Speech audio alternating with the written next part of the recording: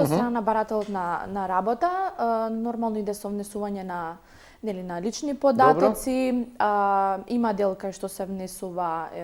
CV, меѓутоа и други дипломи, сертификати кои што ги поседуваат и како што кажав, главниот дел е штиклирањето на вештините кои што ги поседува самиот барател на работа. Доколку компанијата нема отворено профил на веб страната, нема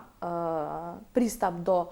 информациите на барателите на работа, само доколку компанијата се регистрира на страницата, може да има пристап до оние кои што бараат работа, значи тоа не е начин како да ги заштитиме барателите на работа,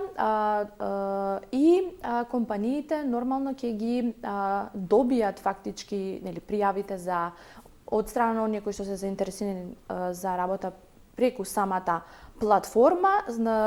со нотификација, и исто така еден дел со кој што ги заштитуваме барателите на работа е линковите кои што ги добиваат компаниите нема да може да се споделуваат